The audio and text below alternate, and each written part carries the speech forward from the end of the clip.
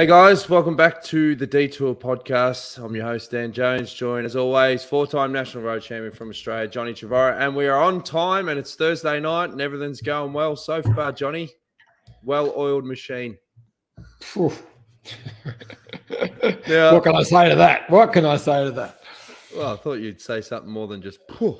But tonight's show is a bit of an eclectic mix. We're going to be deep diving into what it takes to become a World Tour mechanic, because we've got a lot of bike buffs that tune into this show, and you can have comments live and questions, and that's with Craig Geater a little bit later on. We've got a great shot of him. It looks like Carl Pilkington. Remember that Ricky Gervais's mate? I do. Very similar personality. We're going to fire up the Detour DeLorean with Geater as well, because we did shoot a few things with him at Green Edge. But also what's important is when we talk about bike races, there's a lot of work that goes on behind the scenes, as you well know, John, because you plug the Bay Crits every bloody show. But it's very important to recognise that work as well. And we've got Karin Jones that's going to join us soon, who's just run the Tour of Gippsland. She's going to be doing the Tour of Warrnambool coming up, which is Melbourne and Warrnambool. Tour of Warrnambool, Melbourne and Warrnambool. It was a well-oiled machine. And that's one of Australia's oldest race, but I think it's the second in the world in terms of oldest race as well, isn't it? Yeah, second oldest race in the world behind, I think it's Bastogne-Liège. So it's only a couple of years difference, like 1890-something it started. It's got a fantastic history. And Karin Jones is a legend. She's been running events in Australia, around Australia for a long, long time. But she's been to mention the Bay Crits, she's been the backbone of the Bay Crits for quite a few years, and now it's the whole family. It is the whole family. So Brenton Jones, who's a star rider, who was one of the champions just gone by in Tour of Gippsland. Husband Chris, who is the silent worker of the family. He is just a wonderful man and just never stops working. And Mitch, the son, the younger son, he is also in there working. And then Jared was on the SRAM motorbike. So the whole family is involved. That's fantastic. All right. Well, let's bring in the skipper, Karin Jones. Welcome to the Detour podcast. How are you feeling after Tour of Gippsland? You've got a war wound. I have got a war wound. I have. I had a fight with the stage trailer and I won. So, yeah, it's a bit sore. That was my joke. I was supposed to say that, Karin. You won. You don't come any tougher than Karin Jones. Sorry, John. Yeah. Thanks for having me on, guys. Really, it's nice. It's nice to be here and talking to you. It's not all about the other members of the family, Brenton and Jared, and certainly nice to come on and talk to you about all the events that are happening. Iffy? Well, Tour of Gippsland, it's had 2 years hiatus, the whole COVID thing. So it was a job to get it back on, but you've done very well, because not only do you have an NRS race with the top women and men and fantastic racing, but we also had a separate under-19 men and women, which was a selection race, the first of the selection races, to pick the World Championship team. So it was a lot of work. So tell us the hoops you had to go through to get all this across the line, Karin. And of course, it was the Mitchelton Tour of Gippsland. We forgot. You forgot that, Dan. Well covered. Yeah, sorry, mate. Sorry, Jerry. It certainly was the Mitchelton Tour of Gippsland, and it's a lot of work to get an event like this on the line. And as you say, 2 years in hiatus, getting everyone back into the momentum of the events world. And we literally put on 4 separate events over 3 days, which is a significant task, and, you know, a very small team, a very capable and small team. And as you say, John, the under-19 inclusion was fantastic. And I only just had a lovely email today from one of the young riders from New South Wales, actually, who was, you know, absolutely over the moon about being able to participate and being included. And he's looking forward to coming back next year. So, you know, the feedback from sponsors, from council, from government has been exceptional. So we're thrilled. Well, we do have vision. We have prepared for this show. We've got highlights of the final stage, which was around Phillip Island, with Ian Gates and his Edit Tricks crew. And SBS Cycling Central. So let's have a look at the highlights from the final day. The third and final stage of the Mitchelton Tour of Gippsland onto Phillip Island and into Rhyl for a criterium for both the men's and the women's. The women up first with the leader's jersey sitting on the shoulders of Georgie Howe, leading by more than 30 seconds ahead of Maeve Plouffe with Amber Pate in third position. 50 minutes of racing on a flat and fast course. There were ample efforts by the rivals of Georgie Howe to try and get away. At the first of the intermediate sprints, it was Plouffe picking up the maximum points in a small time bonus, with Pate in second position, as the yellow jersey Georgie Howe was using her Knights of Suburbia teammates just to mark her rivals and make sure that she could respond to any attacks. Coming down to the bell, and it was all together. It was a final sprint finish to decide stage honours, as Georgie Howe had secured the yellow jersey. As they charged the line, heading through the final corner, it was Josie Talbot who caused the surprise, getting the win in the pink colours of Sydney Uni Staminade, with Maeve Plouffe in second position, Amber Pate in third. Yeah, I love a good fast criterium with some technical corners, and took us 3 days to get the win, but we got there in the end. Georgie Howe going across the line in fourth position, the yellow jersey on her shoulders, securing the overall victory in the Tour of Gippsland. Like, we just have a phenomenal culture at this team. We're in it for not just for ourselves, we're in it for everyone involved. And what Knights of Suburbia means as a modus operandi. Like, they really are in it for women's cycling, and we really are here not just to roll around. We're here to make an impact and bring awareness to what Knights of Suburbia stands for. In the men's race, it was a tight lead for Karin Richards heading into the final stage, riding for ARA Pro Racing Sunshine Coast, just an 8-second buffer ahead of Liam Johnson in second position, followed by Cyrus Monk in third. A fast course across 50 minutes of racing, nobody was able to establish any significant breakaway. As they came down to the final few laps, the yellow jersey Karin Richards wasn't just worried about defending his lead, he was in to try and support his teammate Cam Scott collect another victory for the team. As they rounded the final corner, it was Brenton Jones in the white colours who opened up the sprint, but Cam Scott proved too quick, making it 2-stage victories in a row and a clean sweep, 3-stage victories out of 3 for ARA Pro Racing Sunshine Coast. Scott with the win, Jones in second position, Miles Stewart was in third place. I couldn't ask for anything more, really. We took a lot of confidence from yesterday. Took everything we learned as well and did the exact same thing today, and it came off in the end. For the yellow jersey, Karin Richards, he went across the line in 10th position, securing overall victory ahead of Johnson and Monk in third position. Super happy, yeah. Guys rode really well and come off some good form from Nationals and TDU, so it's good to get some results and can't thank the team enough for it. So there's the highlights there of the final stage. I've got to ask you, Karin, did Brenton say, I would have won that if you had to design a better course, or what? He did say that after the first stage. He did a recon of it the week before, and he said, well, nobody can ever say, Mum, that you've set this course up for me, because you certainly haven't. That's important. Never mind. No, but you were talking about what happened, what goes on, and behind the scenes. There is so much that goes on behind the scenes with permitting and roadworks that appear when they're not supposed to appear, and police involvement. We had 18 police solos and motorbikes, cars, you name it. There is so much that goes on behind the scenes that a lot of people just don't realise what it takes to put on these events.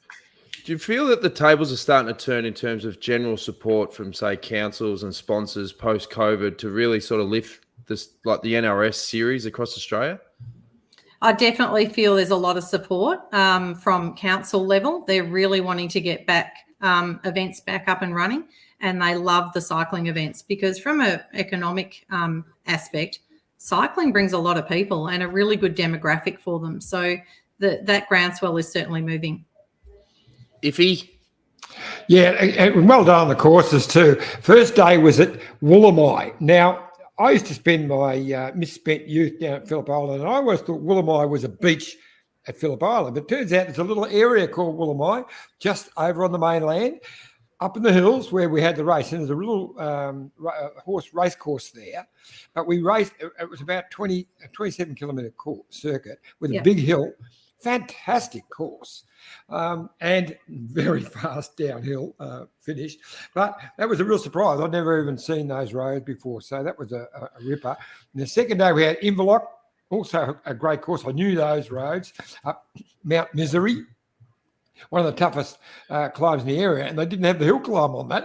That surprised me a bit, but anyway, it really set the race up. But fantastic racing on all of the levels. And then that final little crit in Rill. And again, Cows is only 5K away. I used to go to Cows every Christmas holiday. These are great insights because it all comes back to you, John. You know, it's all stuff that I'd never been to Rill. I'd never been there. Oh, that's amazing. Beautiful I'm fishing so town. glad I know that now. But John, you mentioned we didn't have a KOM on Mount Misery, and they're the things that came up. We lost officials, we lost, workforce. We even lost our traffic management company a week out. So, what happens under the water is, you're just scrambling to make sure, but no one sees that. No. And the only comment is, why wouldn't you have a hill climb here? We would love to have had a hill climb there if we'd had more manpower. And it comes down to that. And for me, the ultimate outcome is that we have safe racing, fantastic racing, and we had all of that. And that the end result for me is that. It's fantastic. Now, all those people you lost, did you find them later, or were they still lost? They're all stuck away at home with COVID. So, the COVID gift keeps giving. And whilst we're out there enjoying life somewhat again, in the events industry, it's still significantly challenged with COVID and being able to get contractors, being able to get staff, and the constant changes the night before of someone calling saying, I can't come in, I'm a close contact, or I have COVID. Really challenging. And that said, that even happened with Sarah Giganti, as you heard. She was supposed to be on the start line, and she messaged me the day before and she got COVID. So, all these challenges that we are still faced with. Well, we spoke to her on the podcast last week, and she was so excited. So we were gutted that she didn't get a chance to race again. But talking of events, I don't know if you saw the New Zealand National Championships. We did a podcast yesterday with George Bennett, and he was saying that the morning of, he thought it was raining, but it was the wind. It was the leaves on his roof, and he thought, geez, this is going to be rough today. And they chopped out a lot of the course on the day at the last minute, so it turned into like a 120K race. Then it was like when the bus hit the finish line at the Tour, a guy went off the road with 3.5 minutes. There was 60K to go, and then they get a call saying, that's it, one more lap, like you're done in 10Ks. And everyone's like, what? What's going on? The protocols with insurance, they said this race is not insured because it's categorized as whatever.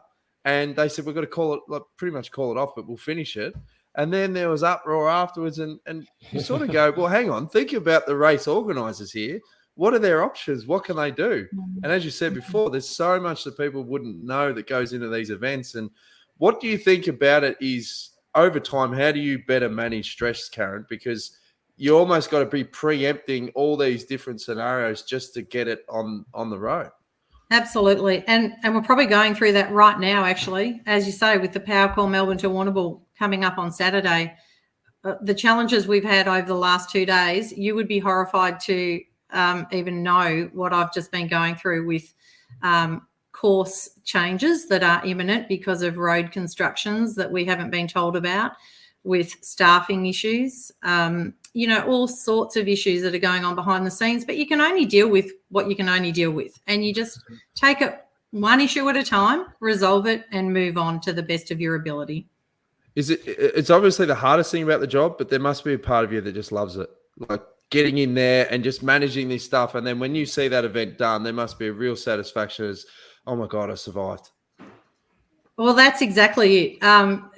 I did question myself a couple of times yesterday and today and said, is this the last one I ever do? I seem to be starting to be able to get some air again today with things resolved. But at the end of the day, the adrenaline for me is like a sprinter coming across the line. It's seeing the results at the end of it, and everybody's so happy, and the feedback that you get afterwards. And that for me is extremely rewarding. Yeah, good stuff. Well, so you've just brought up the Power Core, Melbourne to Warrnambool, which, as you say, starts on Saturday at Avalon Airport. So take us through what's going to be happening. I hear you've got sort of a fairly well-known identity going to be firing the starters gun. You have got a scoop right here because we have not told anyone, but a lovely Australian rider that has won a Tour de France yellow jersey or two. Mr. Evans will be joining us to fire the start gun, which we're very excited about. It's a race that he's followed over his entire career, and he rang and offered to come and say hi and start the gun for us. So we're pretty excited about that. The race, That's awesome. Yeah, it is awesome. So the race will start at 8 o'clock from Avalon Airport on Saturday and make its way down to the famous Raglan Parade. We will have the live streaming down there for 3 hours, the SBS live streaming, and then we also have Mike Tomalaris and Patrick Shaw hosting a live streaming party in the middle of Raglan Parade. So if you can't watch the bike race, make sure you're watching the live streaming. Fantastic. So SBS Cycling Central. You have SBS, not SBS, but Channel 9 doing a live cross to the start on Saturday as well. Yeah, possibly, John. Possibly. Yeah, there's a few little complications around that one, so we might just leave that one just there. Good on But you, more excitingly, we're thrilled, and it's taken 3 years to get to the start line, but thrilled to have the Lockhart Energy Women's Warrnambool Cycling Classic starting its history on Sunday the 20th. And it's taken a lot of work to get there.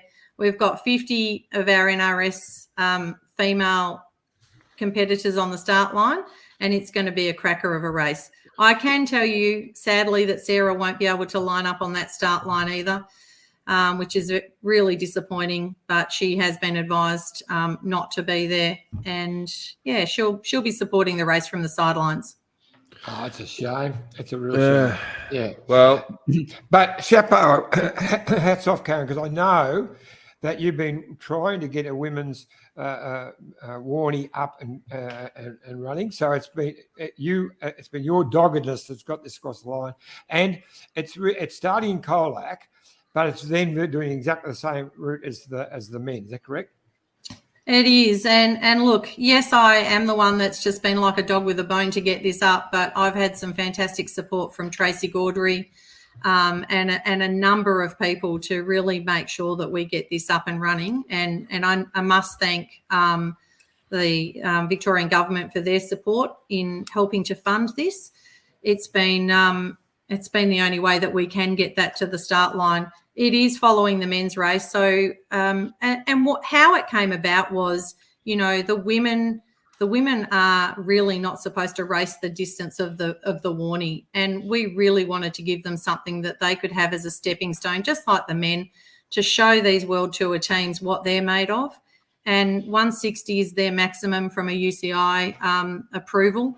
And, for us, it was important to start creating their history. So we are, according to Matt Keenan, the longest one-day women's classic in the world, and synonymous with the Melbourne to Warrnambool history. We want to create some history for them going forward. Well, as if you said, you should be congratulated, Karin, for you and your team that have done the work to get this up. And we really want to recognise, people like yourself on the show that do all the hard work behind the scenes that people don't get to see. And it's people like you that are propelling the sport. So chapeau. And we wish you all the best for the weekend for sure. Yeah, thank you very much. And thanks for having me on. We love the show, and we'll continue watching. Good stuff, Karin. Great to see you. Thanks, Karin. Take it easy. Thanks, guys. Yeah. See ya. Karin touched on COVID. Our next guest has COVID, so it's continuing that theme, and that's Craig Geater. So we're going to go to a quick ad break, and Iffy was very clear that he wanted the Mamu cycling ad voiced by Phil Liggett. So I've polished that up as well. So we'll have a quick drinks break, and when we get back, we're going to be joined live by Carl Pilkington. Look at this bike. You think it's just a bike, right? But it's not.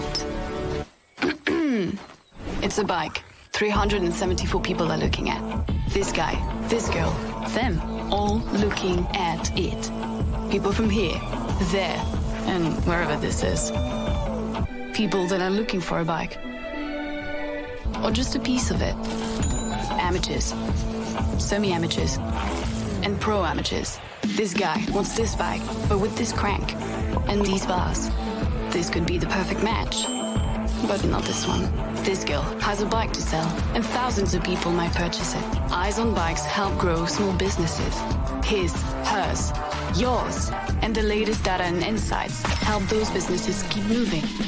We are the world's #1 bike marketplace, with over 500,000 products and 900 brands, where buyers and sellers are brought together in a place where a bike is never just a bike. Bike Exchange, where the world buys, sells, learns, and rides.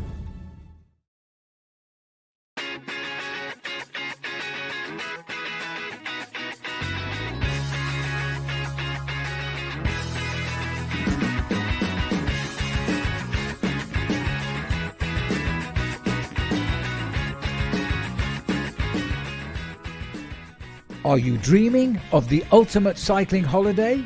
Mumu Cycling is the best in the business. Official tour operators for all Grand Tours and monuments, you will ride the best climbs, enjoy VIP access and race viewing, all hosted by some of the world's best pros, including 17-time Tour de France rider and Paris-Roubaix champion Stuart O'Grady. Start planning your ultimate holiday at www.mumucycling.com.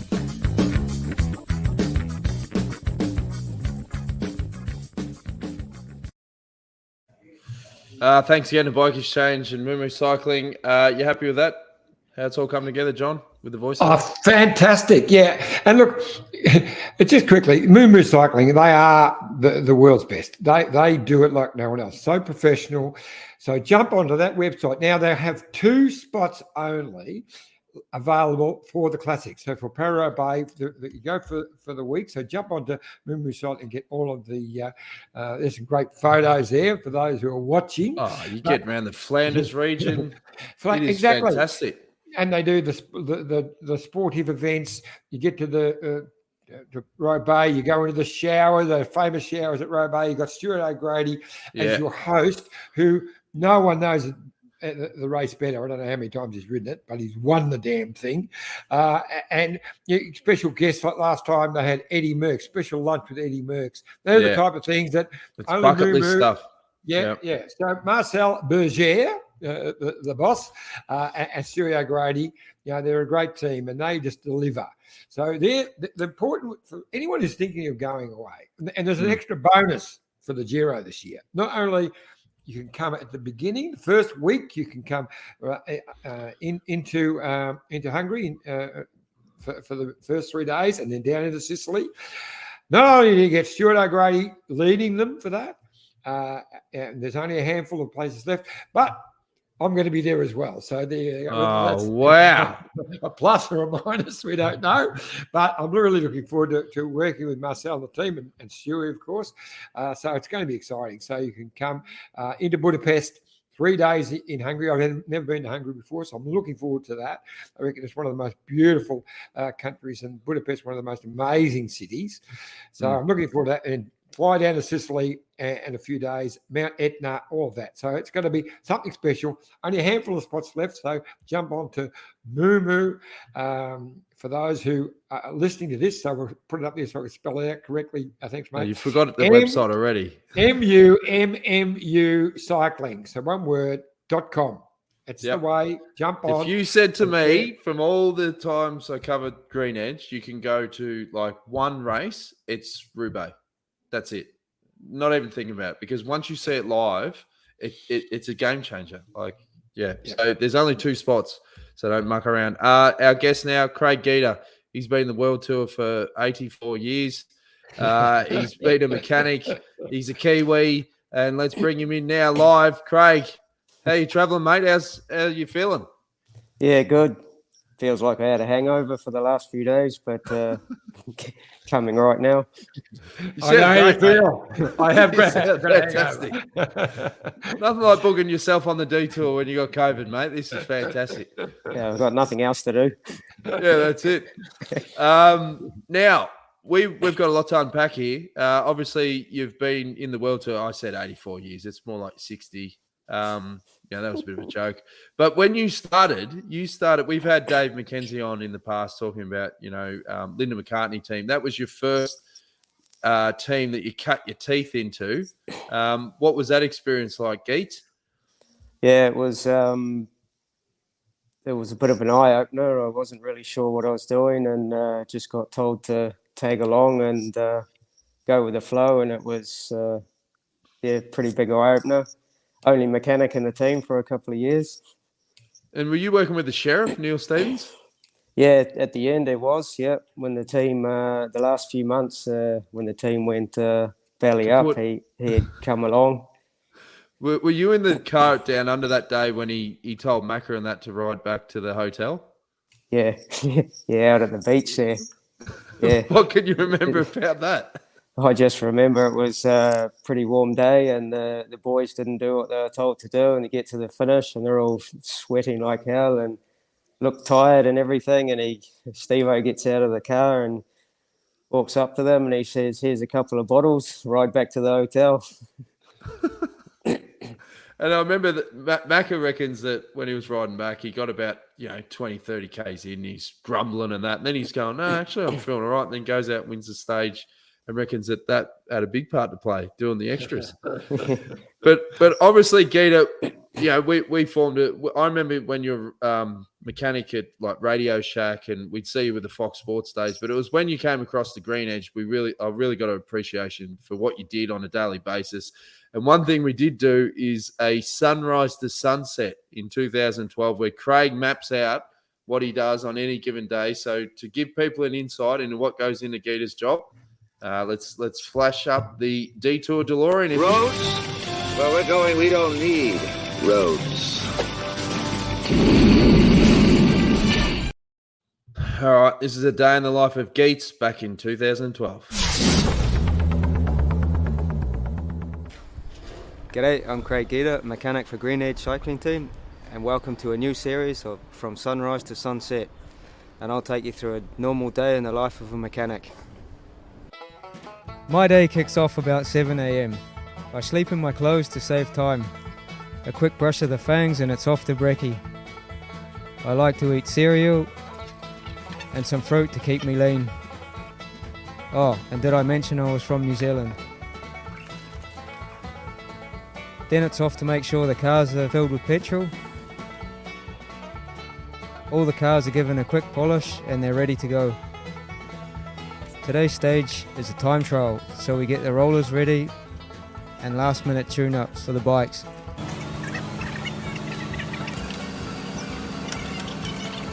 Pump the tyres up and they're off. Then I load the bikes onto the roof and jump into team car for the start. Before the riders head down the ramp, I wipe down the tyres. Road races are a bit busier. I normally service the riders when they have problems or if they get a puncture.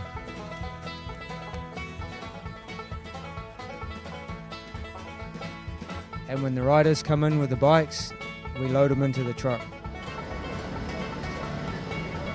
And now, normally we go back to the hotel and wash the bikes and prepare for the next day, but because it's the last day of the race here, we pack everything into the truck and we drive directly back home so we can wash everything in the service course and get ready for the next race. So thanks for coming and joining us on another day from sunrise to sunset. Hope you had fun. Good on you, Geets. Fresh new face. That's 10 years ago now. That's scary. What is the most stressful part about your job, Craig? Go into it. I don't know. I don't find it that stressful anymore. Yeah, you don't get that was a bad question. Yeah. Probably the least stressed mechanic that I've ever met. But I mean, races, we were talking about Paris-Roubaix before. For a mechanic, I mean, that relationship between rider and mechanic is crucial, particularly in the lead up to races like Roubaix, because, they're whinging about tire pressure and all that. Is one of the stresses when you're dealing with a rider that is so particular about their bike, and at the last minute, you might have everything done, everything packed up, and they say, "Hey, mate, I want to ride a different chainring or whatever." Is that one of the parts that gets under your grill? Yeah, you get the odd person that does that. Not so much anymore, but Durbo was the most famous for that. But he's calmed down in his old age as well. Yeah, we're actually going to do the recon next week, the week after next. So he's got plenty of time to think about what he wants before the start. Just last minute tuning sometimes can be a bit stressful, but generally, yeah, it's not too bad. We saw last year when Mark Cavendish cracked it with the mechanic about some little thing. I can't remember, but he did it in public, which was and really tore strips off the guy, and then stormed off. Apologised later. Have you ever had a rider do that, like out in front of everyone, give it to you heaps? Yeah, actually, we were coming into the Tour of Flanders, coming from the old Warrnambool into the Patersburg, and Mitch Stocker had about his fifth puncher of the day, and we had a bit of a head-to-head on the side of the road while I was changing his wheel. lucky there weren't too many people around, but tempers rose a bit, and we started. He blamed you. He blamed you for the punctures. He didn't really blame me. He just blamed the product at the time, and then of course I was the first one to get it, and I vented back, and he basically told me where to go, and I got back in the car, and afterwards we had a beer together and had a bit of a laugh about it. But I remember you told a famous story. Was it Levi Leipheimer was particularly about his saddle height, and he used to go, "Oh, I told you guys that," and you mechanics would go out the back. What did you do after that? Yeah, he was the worst. I hope he's not watching, but he doesn't watch this. He used to sit in the bus right up until the last minute, and then as soon as we'd start the race, he'd want to adjust his saddle every day, 1 millimeter up, 1 millimeter down, this way, that way, and that was kind of stressful. And on the end, we just started working away, hanging out of the car, adjusting his saddle, and said, "Is that good?" And he goes, "Yeah, it feels much better." And we hadn't actually adjusted anything. Eddie Merckx was like that. Eddie Merckx was famous for just minute changes of stem length and saddle height and all through his career. Talking about minute changes, Will Wizard, what's happening to the audio? I think it's your microphone. If you need to move it in front of you, into the middle. That's it. Now talk into it. Hello, Will Wizard. I hope you're well, mate. We want better. More of your insights. Jason Cruz from the Maldives says, "Hi, gents." G'day, Jace. And Jared says, "Not that interested in European races. Will you run tours to the Bakerits? Don't start that. Yep. They're on. Now, one other funny incident, Geater, was when you and I rode in the car at Paris-Roubaix. I think it was 2013. Now, that was a hilarious day. But one thing we did get wrong was the edit of the backstage pass that year. I want to show you the clip, and then we could talk about where we stuffed up after.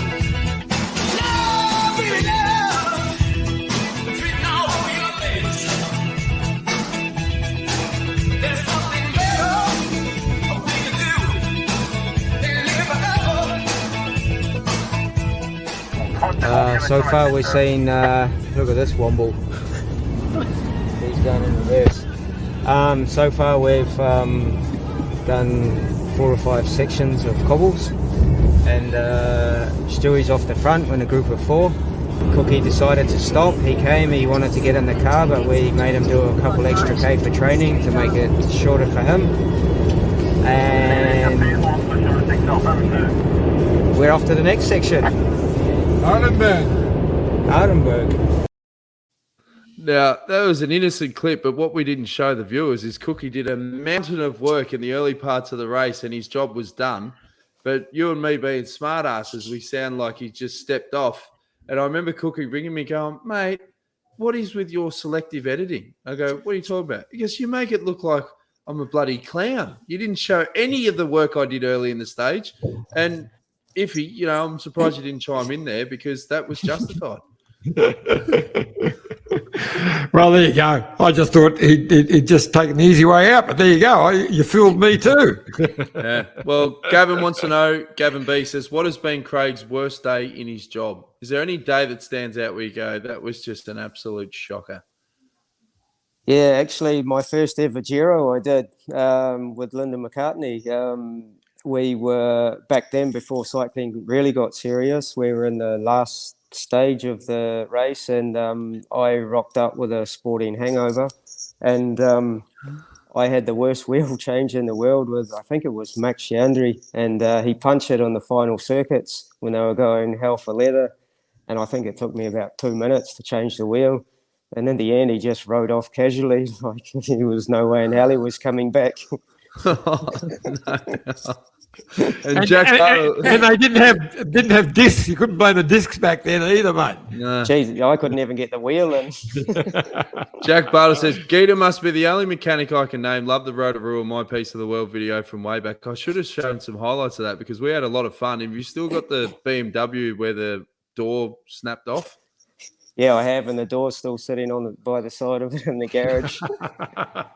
Now, for people watching this that want to be a mechanic in the World Tour, there's only a handful that get the opportunity to travel around the world. What is your advice if they do have a passion that go, I want to do what Craig does? Yeah, if I can do it, then anybody can do it. Not putting myself down, but I came from a country that as far away from the cycling world as you can possibly get, and once you get your foot in the door, you just go for it, and it's not that hard a job really. But the new technology must have given you the irrits with these disc brakes and the pad brakes, and has that made it a lot more comfortable? Or once you get used to it, it is what it is. Yeah, it's like anything. Once you get used to it, it becomes quite easy. But there's been quite significant changes in bikes in the last couple of years. When the electronic stuff first came out, you just crapped yourself thinking, Christ, I need to be an electrician, and you're too scared to touch something to start with. But yeah, once you've done it a couple of times, it's just becomes normal. I remember you saying to me that you'd had no form, like most team mechanics have gone through being mechanics at bike shops and all of that. But I remember you saying to me you had no formal training. You just didn't have the money to get your bike fixed when you were racing, when you were a youngster, anywhere else. So you had to learn to do it yourself. Yeah, I learned to do it myself. Used to repair my own tubulars, or singles as you guys call them, and pull them apart, stitch them up, and do all that sort of thing. And then I did work part-time in a bike shop when I got better at fixing my own bike, and I got paid in bike parts so I could put the parts on my bike. Now, one thing we talked about on last episode, Iffy, was the thefts. Shimano truck got 10 million bucks worth of parts and all that. Has that affected the World Tour teams at races? Is that something that you guys have had to be a lot more vigilant with, just watching out for people nicking your stuff? Yeah, we actually got broken into 2 weeks ago in Paris. We flew from Paris to Saudi Arabia and then flew back again. And then a couple of people went back to service course with the guys' bikes who had finished Saudi. And then we had in the van the bikes for the guys who were doing Tour of Oman. And somebody smashed the window and stole all the stuff out of the cabin, but didn't actually get into where the bikes were. So what can you do? What can teams do to dial that up? Because the old school way to protect your stuff is to park the cars against the roller doors and things like that. Do you think it's going to get a point where you've got like a team rock wheeler that travels around with you? It's not a bad idea, actually. We do park vehicles, jigsaw puzzle all around the truck, so it's harder to break into. But at the end of the day, when people really want to get into it, they find a way to do it. But if you make it as difficult as possible, then it sort of deters them a little bit. But it does still happen. It still happens year after year, and to different teams. And luckily, we've only been hit a couple of times. Our women's team got all their bikes stolen last year at one of the races in France. Oh, that's right. Yeah. That's to get other teams to help out. Yeah. Yeah. Iffy? No, that's scary stuff. I mean, you back your van up against a wall and things like that, and then the dirty dogs get up and open it like a tin can. They open the roof and pinch the bikes. They've done all of those sorts of things, so it's getting really tough. I know some of the teams who have actually been putting a stretcher in there and having someone sleep inside the truck. I mean, they've done that, so that maybe that's going to be You the have next to draw thing. straws for that role. Yeah. And some of the French hotels are bad enough. But just put an esky in there, half a dozen stubbies, and I'll just give people a sense of the scale of a World Tour team, Geater. Like, how many bikes do you actually have in total for a season? And then how many do you sort of factor into? Because there's some races where there could be a mass pile up, bikes crash and snap, frames gone. What sort of scale are we talking about here? I think we have around 280 bikes in the men's team, and each rider has basically 3 road bikes at the race, and if there's a time trial, 2 time trial bikes, and then they of course have a time trial bike and a road bike at home. We carry the trucks, 18-ton proper trucks, so we have spare frames and all different sizes in the trucks, so we can basically change a frame if one gets broken. Now, it's interesting, isn't it? Because look, I've been on quite a few Giros and tours and whatever, and I know how much you guys have to work. So a stage finishes around about 5. By the time the actual team bikes get back to the hotel, it's often after 6. You guys are all there waiting for that. So then suddenly you guys don't even get to have dinner till, sometimes That's 9 why o'clock. Craig's so skinny. Doesn't eat. He's always But working. you do hours and hours of work, and sometimes you have to late dinner and have to go back and do some more things. My question was going to be, how much harder, like on a normal, nice sunny day in France, good roads, it's not too bad. But when you get a shitty day with some dirt roads, some gravel that they throw in now, how much harder and longer is your day when you get that? We normally work around, once we finally get back to the hotel, depending if we have a transfer or not, we generally spend around 3 hours, if we have no issues, just washing and prepping the bikes again. Obviously, everyone loves to chuck in some gravel and some cobbles and grass and everything else except for normal roads now.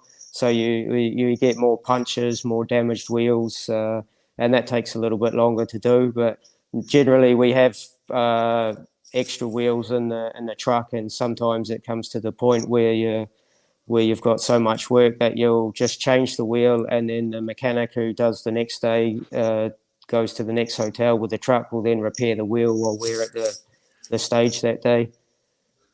Now, one other thing that people wouldn't realise is, because the team splits up and travels all over the world, sometimes you have to get day mechanics in, or mechanics that are just employed for that race. And a famous story for us would have been the 2012 Tour of California, where we got this bloke from Belgium to come in. Mario. And I can remember Steve-O. So part of the mechanic's job is to fill the car with gas. And Steve-O gets about halfway through the stage and he looks at it and he goes, could have a bit of a problem here. I said, what's that, Steve-O? He goes, I think we're going to run out of juice. And he goes, he was meant to fill this bloody car up. And then we literally limped to the finish line. And I've never seen a greater bake than when Steve-O gave Mario a dressing down. And I don't think I ever saw him in a race again. I think that was enough. Is there ever been any incidents like that where you've gone, oh no, like I'm in deep here, and I don't know how I'm going to get out of it. Yeah, actually, I was at last week. I saw Mario. He's back in the World Tour working with another team. But, say good day. And I was talking to him about that. The only mechanic that I've seen Steve-O make cry in the car park. full grown man in tears. Yeah, and but actually, last year, me and Andre, the Polish/French mechanic, we went to Tour of Czech Republic, which was more or less 1,000 k away from our service course, and I just flown straight in from the Olympics, And Andre had been kind enough to prepare everything and load the van and that. And we got there to the race, and we're sitting there casually in the afternoon. We had a couple of hours free before the riders turned up, and we were starting a WhatsApp group to ask what riders each day what equipment they prefer for the next day and things like that. And we're rattling through the names, and Andre's like, no, he's not here. That guy's not here. And it's like, yeah, he is. And he had thought that Armand, our Norwegian rider, was coming, and in actual fact, it was Jack Bauer coming. So we didn't even have his bike. So no. And I had asked Andre, shall we go for it and double check? And he's like, no, I'm 100%. I've got it right. And I just sat there and thought, how the hell are we going to do this? And then Andre says straight away, how the hell are we going to do this? And I said, you can get in the car and drive back again and get his bikes. Is that what you had to do in the end? No, luckily one rider was actually flying out of Milan. An Italian rider was flying out of Milan a few hours later, and they got the bike to the airport for him, and he arrived with it. We've got another question for Will Wizard. He said, most stressful thing is race transfers in the Tour of Britain and ducking and detours under bridges in Italy. That's another thing that you got to factor in, the height of the trucks. Have you ever had run-ins with overpasses? I had one run-in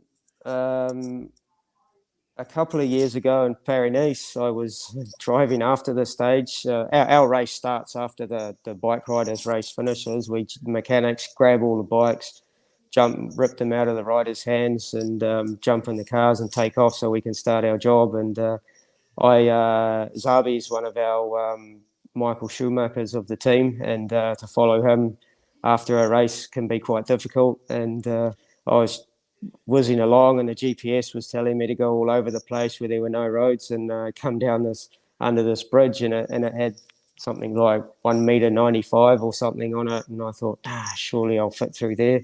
And I think I got through by about 2 millimeters from lopping half the saddles off the bikes. That sounds like an iffy story. Sally wants to know, is Paris-Roubaix the hardest on the bikes? Yes and no. They take a beating, but generally not. Something like a Grand Tour is probably harder, where they're just thrashed day in, day out, crashed, dumped on the side of the road, washed every day, wear and tear wise, something like that. Whereas Paris-Roubaix is only one day, and you see them come in quite a mess afterwards. But once you go over them with the water blaster, they generally come back to where they are. They do cause the most punches in one day, obviously, and probably damage of wheels, but it sort of looks worse than it actually is. Although it's been dry most of the times. I mean, you've done quite a few Paris-Roubaix, but we've had for the last few years like one wet day in about 15 years or something. It's been amazing. Yeah. I've done 21 Paris-Roubaix now, and I think I've only ever been in 2 of them where it's been proper raining. Yeah. We talk obviously trying to pick your brain about who's the worst rider, who's the most stressed, who's the best rider over the journey that you've worked with, in terms of, it always feels like with support stuff, it's about respect. And over the journey, I would see riders that would make you work hard. I remember one time Gero bought, like a speaker for you because you did extra work on the bike. Who's the riders that you've most enjoyed working with over the journey? I think for me personally, the nicest and the probably best one I've ever worked with was Laurent Jalabert. He was at the top of his game, obviously, and for a long, long time, but he was so polite and calm, and if he had a problem with his bike, he would get off and not make any fuss. He would just say at the end, my gears were a little bit bad today, or something wasn't quite right, and he'd smile and say thank you and walk off. And whereas some riders, you don't blame them and it's not personal, but they'll come in and they're probably so much on the rivet, and they'll get off the bike, and it was the bike's fault or the bike let me down. And it is true that does happen where you have problems with the bike right at crucial points, and it does cost you quite a lot in the race, if not the race. But yeah, in terms of the calmest, nicest person, it was for sure Jalabert. Now, one other insight people wouldn't know is you're heavily involved with New Zealand cycling, Geater. Do you want to explain what your role is and how long you've been doing that role? I've been a mechanic for the Federation since I think around 97 or 98 I think. And then since 2013, I've been the road sport director, but I have an actual official title now, and that's the road program campaign manager. And that everyone, good. everyone in the team here gives me shit about it. Sounds very political. Yeah. No, so you'll be at the Worlds this year in Australia? I sure will be. That's the plan. Yeah. And how have you found being at races like the Olympics and that with the Kiwi guys? And can we ever see the day where a Kiwi will win gold or wear the rainbow bands? Yeah, I think we can. We've already seen in my time at Cycling New Zealand, I've seen junior world road champion and elite woman champion in time trial. But New Zealand cycling and across the board is just getting bigger and bigger every day, every month, every year. And the depth that we've got now is phenomenal compared to, say, 10 years ago, or even less. And we've got a great bunch of world-class under-23s, women and elite men. We're getting more and more in the World Tour, and we'll knock on the door one day, and I think you'll be there with the slab of cans ready to go. or in my wheelchair. Will Wizard's got another one. He says, is Bike Exchange JK riding tubulars or tubeless? Both. There you go. Yeah, so we ride tubeless is becoming more and more popular, and a lot of guys actually really like them and prefer them. But we mainly use tubular still because of how many tubeless wheels we're actually able to get at the moment. But at some races, the majority of the team is actually on tubeless. All right. I just had a couple of quick questions for you, mate. You were with CSC for a while. How'd you get on with Bjarne Rees? Because he's a different cat. That's how I got my attitude. And the hairstyle. Yeah, same hairdresser. No, he was. I actually really rate him. He's super intelligent on the inside. He just struggled a lot of the times to show it on the outside. But in the past years, when I've seen him at races, I've had more conversations with him than I did when I worked in the team.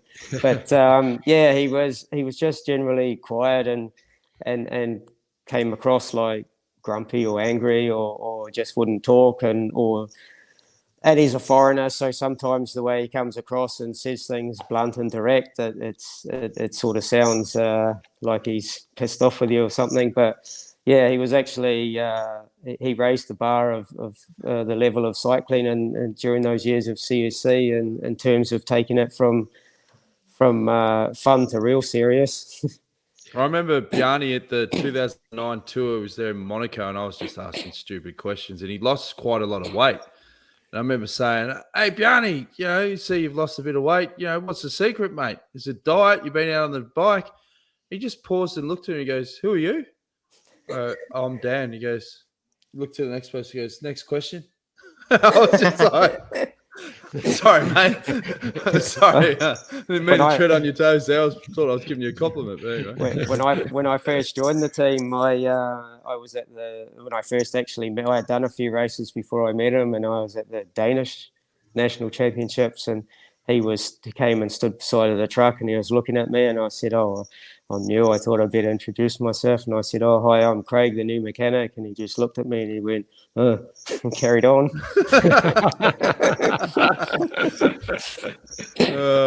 Good stuff. And then you would have obviously worked with Brian Nygaard, Mini-Me as well, back in CC days. Yeah, Mini-Me was there, and he turned up to a few races and then disappeared again, but like usual. And then saw him back again with this team, and then he disappeared again, and I didn't even know he had gone.